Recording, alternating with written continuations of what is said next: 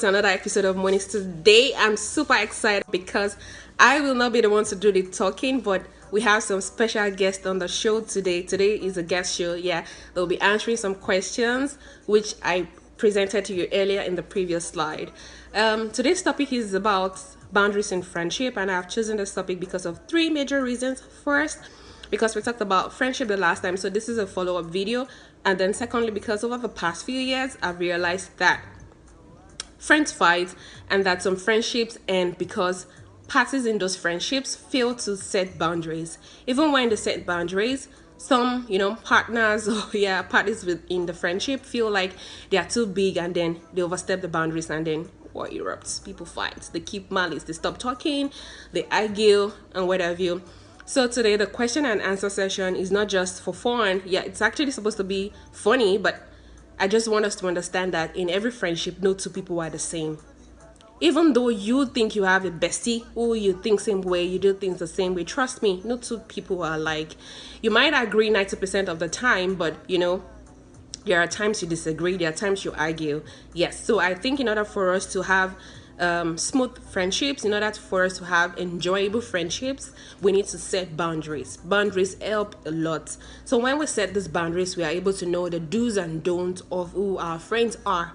So now to our special guests, I'm going to leave the floor open to them. They'll be answering all these questions, and I hope we'll learn a thing or two from them. So when they are done with their answers to the questions, I will be back. See you soon, guys. Friendship means a platonic relationship between two or more people who care about each other, who are always available to each other's needs, who are loyal, trustworthy, and understanding. How many friends should one have? Well, as much as one can cope with or tolerate. Is it right to discuss your partner's financial status with your friend? No. It's not right, because some things are better kept private. Moreover, it's not their business. Is it right to share your partner's embarrassing habits with your friends? No. It should be kept between you and your spouse. What questions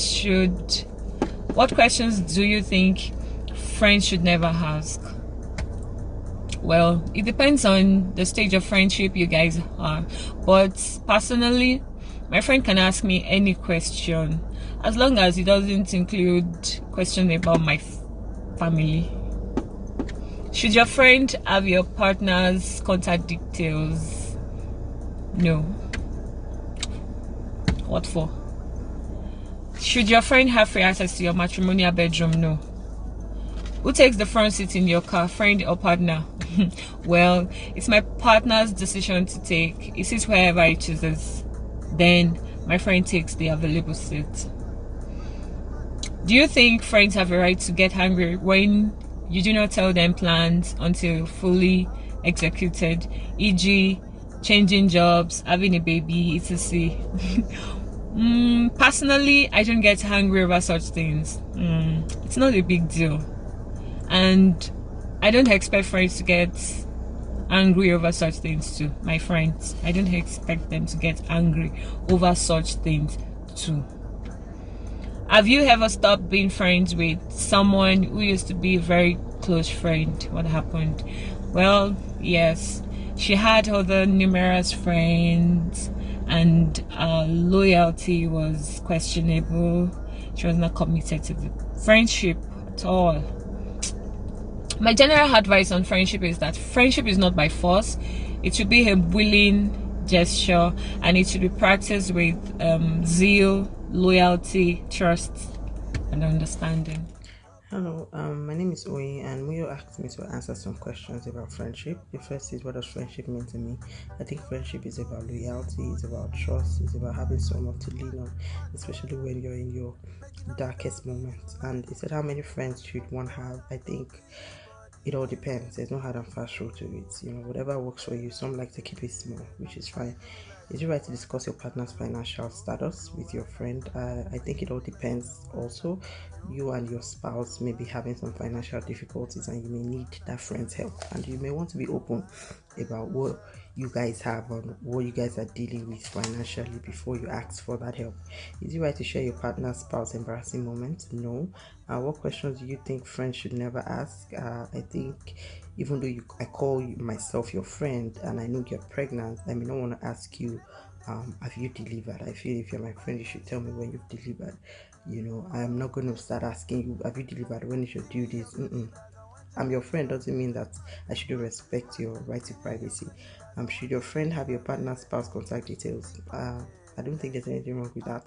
Who takes front seat in your cars? Your friend or your spouse? I also think that one doesn't matter. Sometimes my husband's friend come around and he takes a seat in front with my husband. They may have guy talk and they may just want to have some time together, which I don't really take personally. Should your friend have free access to your matrimonial bed? No. Do you think friends have a right to be angry when you do not tell them your plans until fully executed? I don't think they have every right to be angry. You're my friend, you should be able to respect my privacy. Have you ever stopped being friends with someone who used to be very close? No. Your general advice on friendship: just try to keep it small as much as you can and don't carry everything in your head. Friends are human beings, they can mess up anytime. So yeah, that's all. Bye. Close circle connection. I lay emphasis on close circle connection that gives you an assurance that someone has got your back. I also think that it's a privilege that should not be underestimated or abused. Second question: how many friends should one have? I think you can have as much friends as you can, provided that such friends make positive impact in your life. They make you happy, they push you to be the very best of yourself. I think you're free to go. Your third question: is it right to discuss your spouse's financial status with your friend? Again, this, depending on the situation, yes, you can. However, there should be a limit to the such conversation, and provided that you are having that conversation with a view to seek help for your spouse. So a simple, so that if I was to tell a friend of mine, a simple thing like, things are getting really hard financially for my spouse, so can you help with the contract at your office or your firm, things like that. But you getting into granular details of how he hasn't been able to fend for the family, he hasn't been able to fulfill his obligations, in your relationship, is a no-no. You also want to be sure that you are having that discussion with a friend that respects confidentiality of information. That's very, very important. Your fourth question: is it right to share your spouse's embarrassing habits with your friends? No. I would say no. It's a no for me. Number 5: what questions do you think friends should never ask? That looks like a tough question. What I can think of now that my friends should never ask. Okay, so when I share my plans with my friends, I want to do A, B, C. I wouldn't want them to ask questions so that, do you think you can achieve that? It's a turn off for me. Again, I wouldn't think I would want my friends to ask about my sex life with my single. I had those questions come often when I was single. Everybody trying to ask, when are you settling down, why are you still single, I don't think those are questions that I would really want my friends to ask me. To your question number 6: should your friend have your spouse's contact details? Yes, I think yes, they can. Especially in emergency situations where you cannot be reached, this may be helpful. They can reach out to your spouse and ask, for your whereabouts, or I think it's generally helpful. Besides, I can't think of any risk why your close friends can't have your spouse's contact details. Again, there's a contact block option. You can always block any one of your friends who may abuse such privilege that they've been given in that regard. Number 7: should your friends have free access to your bedroom? Bedroom, private space, in my view. However, I think it is cool if you're single, your friends can, have access to your bedroom, free access. If you're a single guy and you're not sharing your bedroom with your spouse, it's fine. With your spouse, it's fine. Your number 8 question: who takes the front row in your car? Okay, so my male friend can have the front seat any day, anytime, but definitely if I have a female friend, it's going to be my spouse. That's just the way it works for me. Either way, you also just need to read your spouse's countenance to be able to decide what you want to do. So if I have a female friend, like I said, they would have to take the back seat, then my wife would have to take the front row.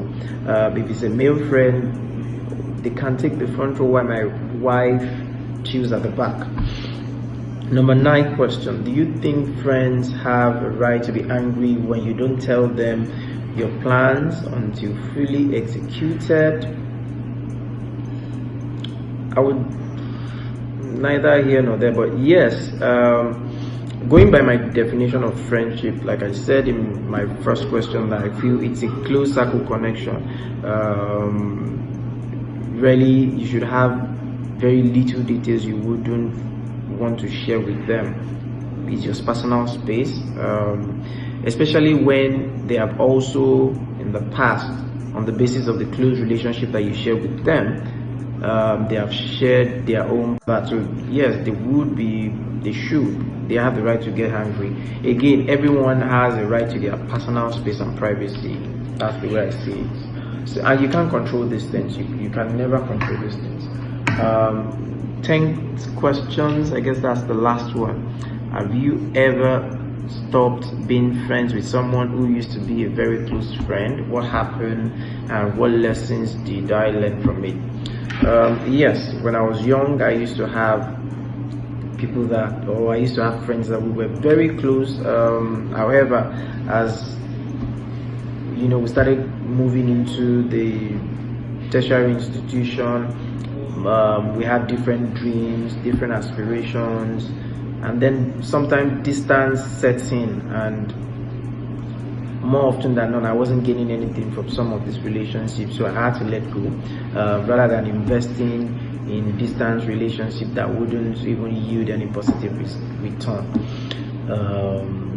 My advice again is, I've always been someone that I would always want to keep friends that motivate me, and not the other way around. It's not worth investing time and energy on such friends. Lastly, I should give a general advice on friendship. So something, choose your friends wisely. You need not have to be friends with the entire world, everybody. You need to be strategic in keeping friends and then in having friends. Choose friends that build you up and not tear you down. Keep friends that motivate you, that inspire you, not the ones that insult you. Like you, Moyo, you inspire me, you motivate me, and that's how we've been friends since law school. And I think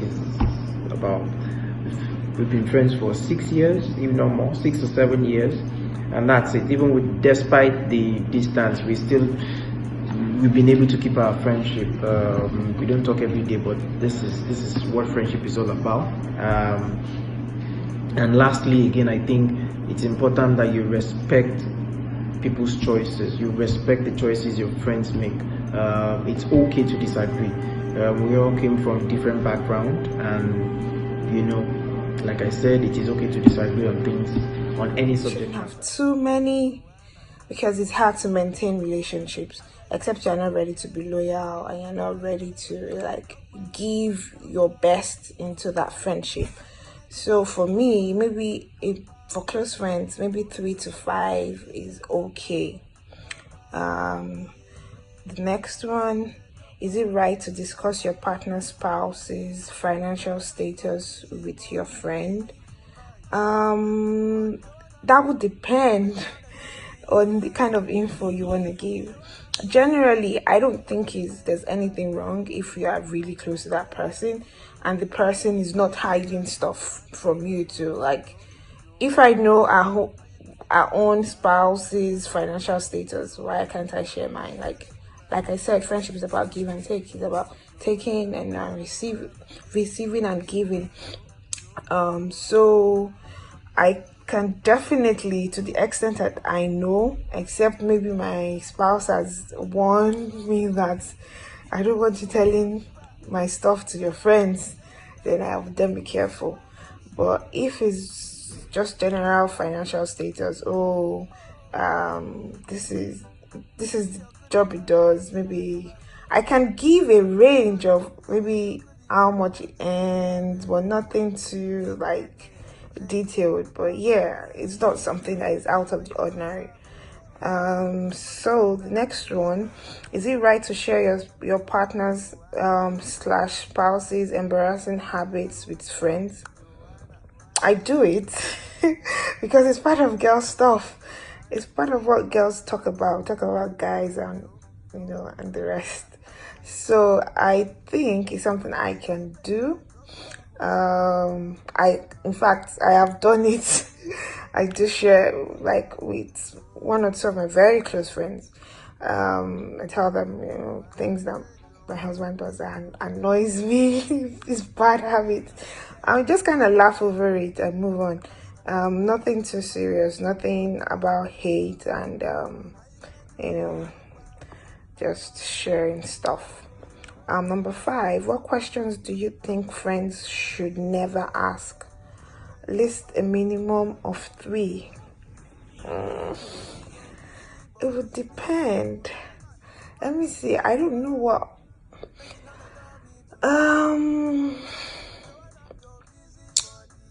Maybe like, don't ask me about. You can ask me about like maybe sexual stuff. I don't think it's so bad, but not like details. Like, don't ask me how we do it, and then don't pry too much into like my financial status, so to say. Like, how are you guys doing this? What are you guys doing? If you get the sense that someone is trying to be private in some things about their life, maybe how they are spending their stuff, how they are going on holidays, how they're trying to make their lives work, I don't think you should pry too much. So don't ask about maybe some things about my husband. Like, don't ask who takes the front seat in your car, friend or partner or spouse. That would depend on my mood. Sometimes, like, if my husband is driving and he has a friend, if I just feel like, okay, I want to use this time to just rest at the back and say that, I was just like, especially if it's like a very long journey and I'd rather just be chilling at the back and you guys will be making all your rubbish noise or something. Yes, I don't mind. But ordinarily, the spouse should take the front seat. It's a big deal for some marriages where the driving spouse or the driver's spouse would tell the other spouse to stay at the back, so his or her friend can stay in front. I think that's bullshit and should not happen, except the spouse voluntarily agrees to stay at the back. And it's not something that you as the agreeing spouse should do often. You should always set the boundary so that the other spouse does not think it's just something that happens, and then one day when you're not like feeling it, and then just says, oh no, you come to the front, and then like, what's going on? Yeah, so I think it's something you should talk about. I think I've mentioned it once or twice to my husband, like I'm still in the front seat. I just chose to stay at, at the back for now. But yeah, don't let it become, a habit of that sort. So do you think friends have a right to be angry when you do not tell them your plans until fully executed? It would depend, because like I said, friendship is about give and take, and what you can how someone can be there for you. So if I've been there for you for a very long time, and like we've been doing stuff together, I've been sharing stuff together, I tell you my stuff even before it happens, and then your time comes and you don't tell me, I'll get hurt, I'll get angry about that. But it just helps you to know how people like value the friendship you think you have with them, and you can always adjust and work on your expectations. So it will just depend on what you, being the angry friend, what you have given in previous times.